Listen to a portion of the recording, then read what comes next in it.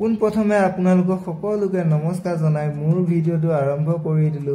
আজি আহিছিল এটা বৃহৎ ডাঙৰ কাপোৰ মলত আৰু আমি কাপোৰ দুই এযোৰ ল'বলৈ আহিছিলো। আপোনালোকে নাভাবিব যে এই মলটোত অহা বাবদ এজন ধনী ঘৰৰ ল'ৰা বুলি নাভাবিব, বহুত দুখীয়া ঘৰৰ ল'ৰা হয়। আজি প্ৰথমবাৰৰ বাবে আহিছো কাপোৰ মলত কি ধৰণে কাপোৰ ল'ব পাৰো আৰু ইয়াতে আমাৰ বহুত ধৰণৰ বহুত কিবা কিবি অঘটন ঘটিলে আৰু বহুত কিবা কানি পালো আৰু ভিডিঅ'টোত আপোনালোকে চাই যাব আমাৰনো এই মলটোত আহি আমিনো কি কৰিলো কি কৰা নাই আৰু আমাৰ লগত কি হৈছিল সেইবোৰ চাবৰ কাৰণে আপোনালোকে ভিডিঅ'টো শেষলৈকে চাব আৰু বহুত ধুনীয়া ফেমিলি এটা পালো আমাৰ অসমৰে। ভিডিঅ'টো চালে লাষ্টলৈকে গম পাব আপোনালোকে।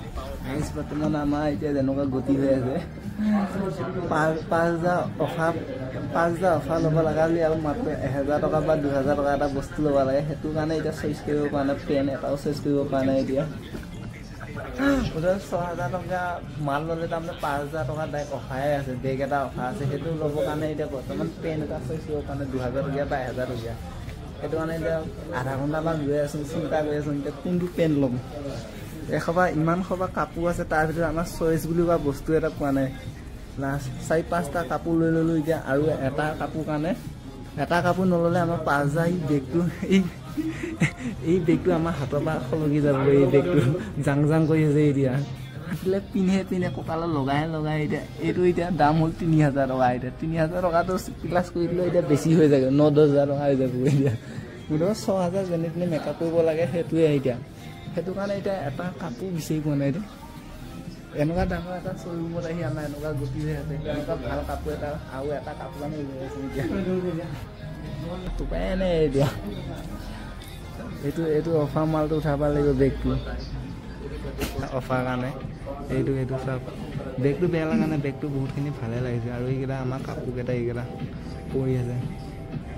আৰু কেতিয়াবা যদি আপোনালোকে কাপোৰ কানি লৈ এনেকুৱা দোকানত আহি কিনে লৈ ল'ব পাৰিব, অফাৰ চফাৰ বহুত থাকে।